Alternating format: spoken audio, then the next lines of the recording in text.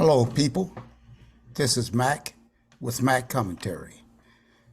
Today I have my guest on to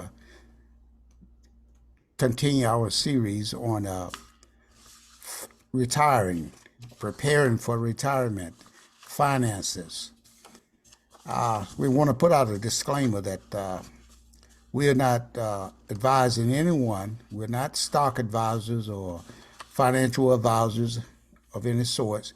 We're just discussing things that we do and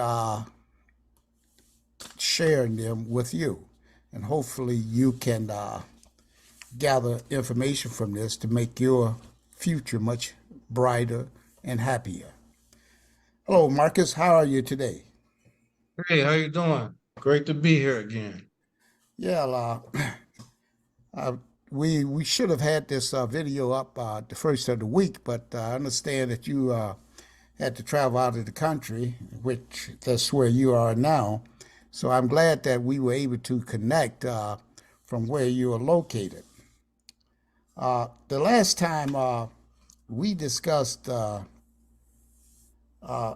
people just getting started in the workforce, like kids, young people in their 20s, and what they should do in preparing for retirement. And you pointed out some good things that maybe 30 years, 35 years seem like a long ways down the road. But one of the points that you made that it's gonna, if you continue to live, 30 years is gonna come, and uh, and they should be doing certain things to prepare for their retirement. Well, in this particular episode, Marcus, we had planned to discuss people in the age range of 30 to 50 who have just not taken time serious to consider whether they should be preparing for their retirement. I mean, this is something I think everybody should do because if you have a certain lifestyle today, you want to maintain that lifestyle after you're retired. And what better way to do that than to start preparing by squirreling away funds into some type of financial vehicle that will grow for you. So today, people that's want to retire, say at 62, 65, or 70 years old, even people working that long, in the age range of 30 to 50. Marcus, how would you look at that? What would you do if you were doing that yourself? You know, getting ready for retirement in that age range. Well, I mean, first of all, getting rich, becoming wealthy is a mindset. And if a person hasn't adopted the mindset of wealth building until their 30s or 40s, this person has to realize this is crunch time. It's no time to play around anymore. You played around enough and spent money frivolously in their 20s, and it's going to take a little bit more work because if you get started in your 20s, it's easier the less you have to invest because of the compounding effect of time. So if you wait until your 30s or 40s, there's nothing to be ashamed about because most people don't even think about retirement really until they get about in their 40s. That's the average person. But you just have to know that you're gonna have to make a lot more sacrifices and really get seriously motivated about financial freedom. And I don't even like to use the word retirement because I honestly don't think we should ever retire. Technically, we should always serve. I believe God wants us to always serve other human beings in one capacity or another, or be about some sort of busyness, which is all business is being busy helping others um, in the world. But you want financial freedom at some point where you can do the type of work that you want to do when you feel like it, with whom you feel like it, and with whom you feel like working with, and having an abundance of free time when you feel like it also. Um, so I don't like to use the technical word retirement, but we'll just use that word because that's what most people are used to. But it's all about financial freedom. Because you look at people like Warren Buffett, you look at movie directors or movie screenwriters like Steven Spielberg, or even Sylvester Stallone, he's still acting in his 70s. Morgan Freeman in his 70s or 80s. When you do something you enjoy, you don't you don't retire from that. And but the thing is, you want to have the freedom to do what you want to do. So my first advice to people is drop your ego. You have to drop your ego when you're in your 40's and you in your late 30's, you're trying to save up for financial freedom. I don't care if you have to downsize that luxury car that you thought you deserved. You have to downsize that mini mansion that you thought you deserved, that you have a big mortgage on, because that's the key. It sounds obvious, but you have to save money to invest. The more money you have to invest, the wealthier you will become. And you need to drop your ego and downsize some of these creature comforts or luxuries that you think you deserve, but you only have them because of credit or big loans, and these loan payments are keeping you shackled to working forever on a certain job that you really don't enjoy all that much. So that's my first piece of advice. Drop your ego. And it may take 10 to 15 years to build up a certain amount of wealth, but you have to drop your ego. I don't care if you have to move in with some family. Why not? Stop worrying about what people think. Why not share a house with a family member? Who cares what all these societal stereotypes that they place on you? You're not too good to live with a family member or get a roommate and drive a used Honda or used Toyota, because it's crunch time. If you want financial freedom, you're gonna have to sacrifice. And the second thing, besides dropping your ego, because money is a mindset, you have to set a specific goal. How much money do you need to live the lifestyle you want for financial freedom? I mean, some people, it could be $1 million. Other people, it could be $2 or $3 million. Start writing down the exact amount of money that you want and embed it in your subconscious mind, because that will lead you to the proper steps to accomplish it. Once your subconscious mind understands what the goal is, then you will automatically be led into the right direction to obtain said goal. Well, that's some awful awesome advice there, Marcus. And one of the things that you had written an article about, uh, I believe it was about investing, about buying a particular car, and I was trying to find that article on here. Yeah, I think this is why you should wait to buy a sports car.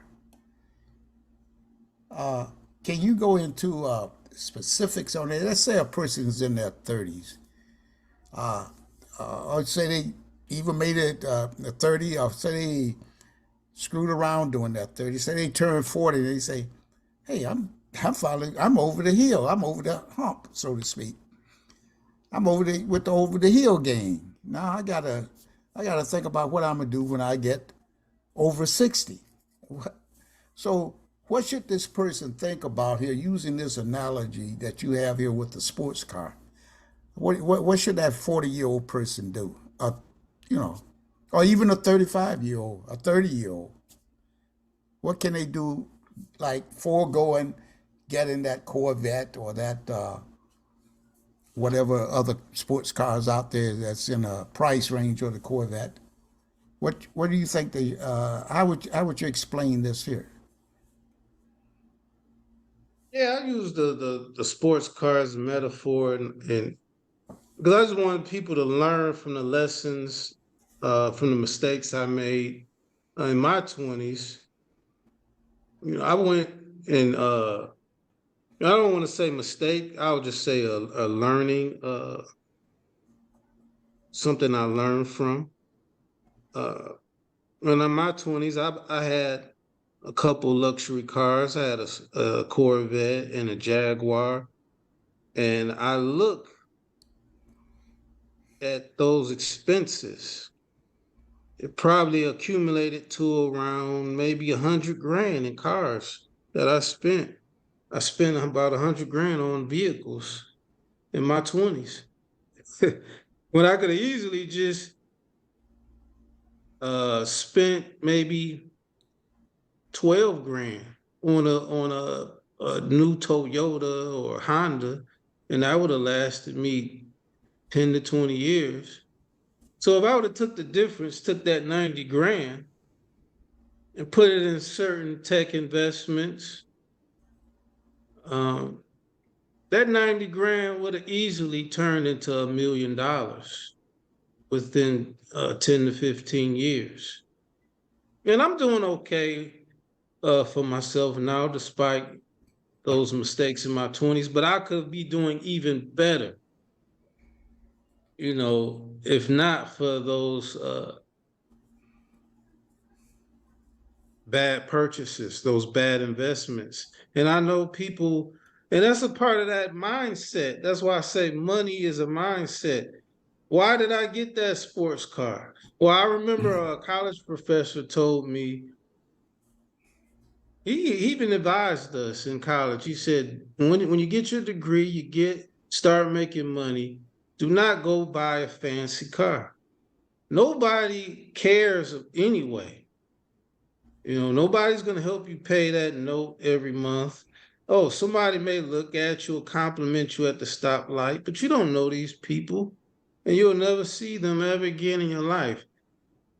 So that's an expensive mistake to make. And that's one of people's biggest financial purchases, besides a house, is a car, type of car they drive. A lot of people can become millionaires just by choosing the proper car to invest in. Can you Can you explain that explain? on how that can happen, Marcus? Well, yeah, I mean, a typical luxury car, a sports car now is about 80,000 to over 100 grand.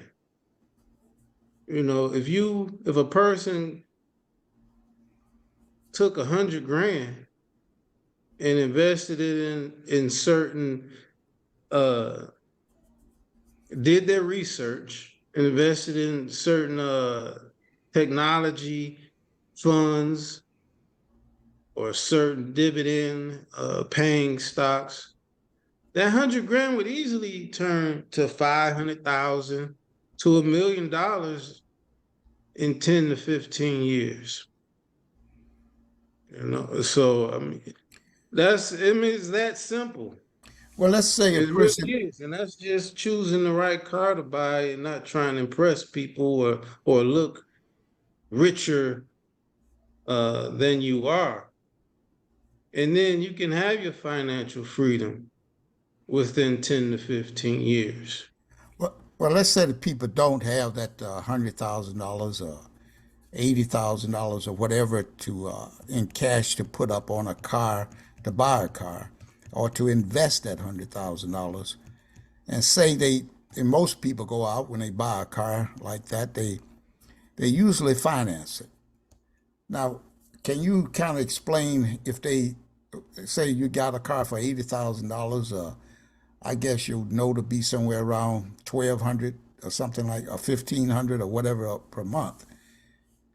And you can actually invest that $1,500 a month that you're paying for that expensive car, and you do that for say 5 years.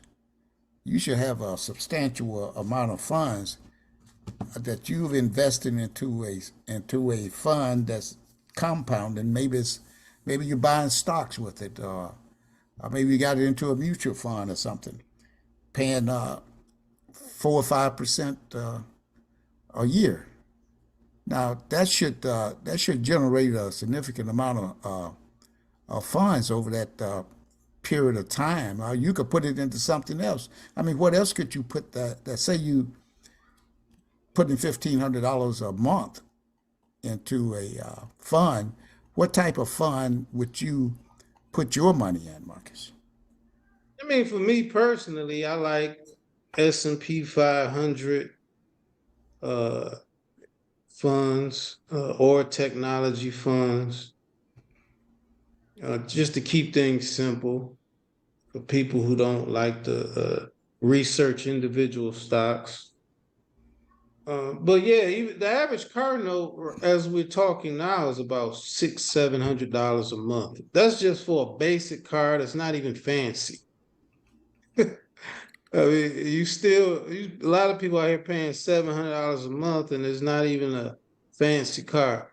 Then you want to get talk about fancy cars, luxury cars. You paying upwards of 1,200 a month or more for a luxury car, and you can pay cash for a used Toyota or Honda, very reliable car, maybe 10 grand, 15 grand cash, have no car note. Now, if the average person out here has $700 to $1,000 to spare, they could buy a rental property.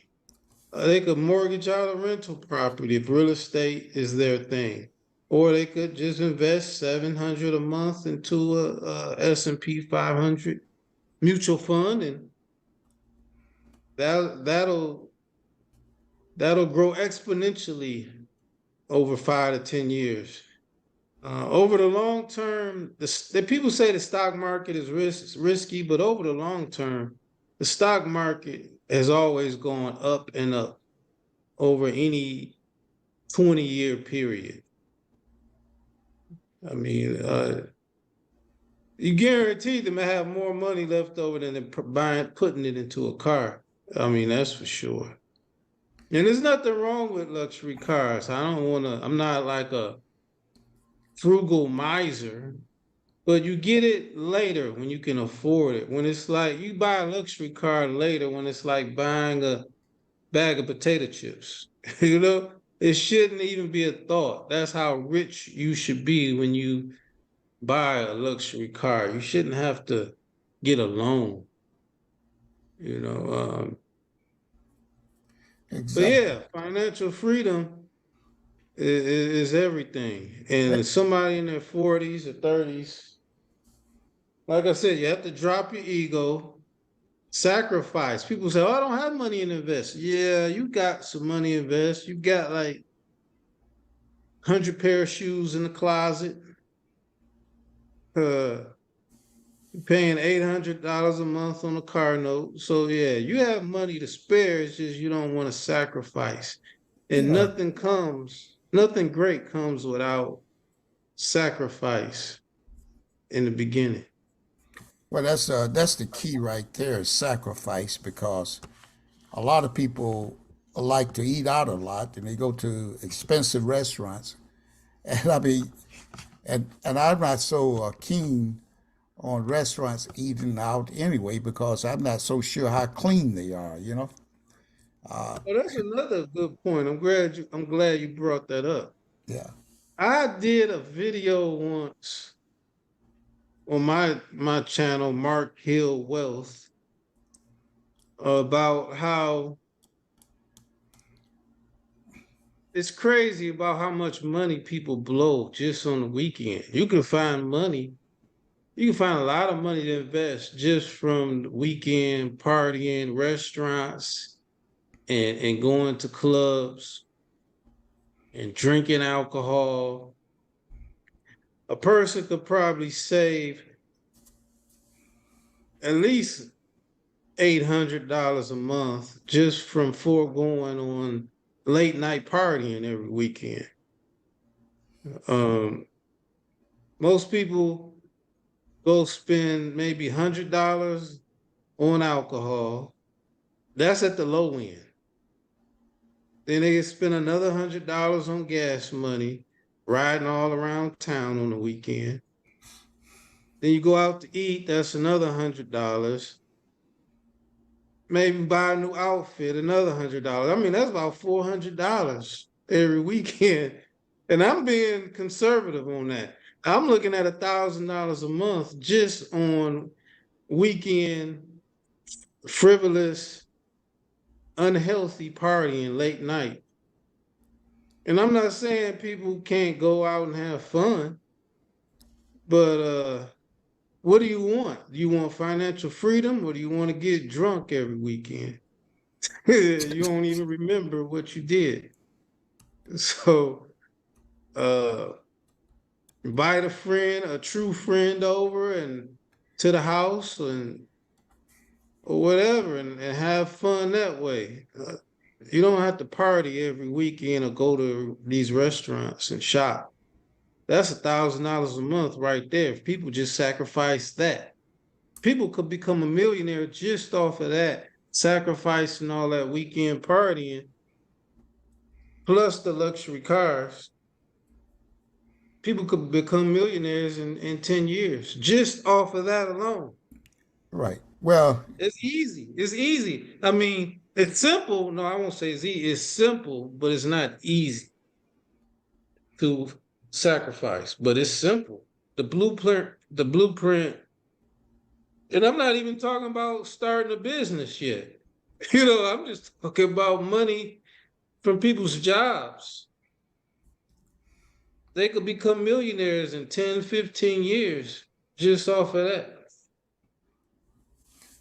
right. The whole key to the whole thing is being able to sacrifice to achieve your goals in life, and we have to do sacrifice every all the time. I mean, from the day we start school, we have to sacrifice to get good grades. We have to sacrifice playing outside or to learn how to play the piano. We have to sacrifice running around with the other kids in the neighborhood. Whatever goals we set in life, we have to sacrifice. So if you want to be financially independent, you will have to sacrifice, as Marcus pointed out. And there's no getting around that. You have to sacrifice the party. You have to sacrifice the expensive cars. I mean, we've all gone through having, some expensive cars and things like that. But at some point in time, we realize, and a lot of times, like Marcus pointed out, it's not until you reach that 40 when you realize, hey, what am I doing? I'm not ready for, I'm not ready for retirement. But of course, many of us look at it when we are our 20s. We look at it in our 30s. And I know I did in my early 30s. I had already envision what I would have when I retired. And that's what so I sacrificed things to, so that I could obtain other. I didn't go out and buy a big expensive home because I didn't need that at the time. But, there's other things you have to sacrifice in order to accomplish your end goals. So people, with that, I'm gonna let Marcus tell us about his where you can read some of his articles and give us his link to his YouTube channel as well. Mark, I understand you have an account with Substack. Is that correct? Right. Just go to markhill.substack.com. And you can go to my YouTube channel, Mark Hill Wealth. Yeah, go to wealthmotivation.com. That's where you can see a lot of my content. Okay. You know what the funny thing is? I just wanted to leave with one more point. It's funny how when I got rid of my Corvette and my Jaguar, the expensive cars in my 20s, eventually I got to a point. Now I can pay cash for about any car that I want. But once you actually have the wealth, you don't care anymore Yeah. about trying to look rich or look fancy. Once you actually get rich, you don't even care about looking rich. You have more of it's an inner confidence thing.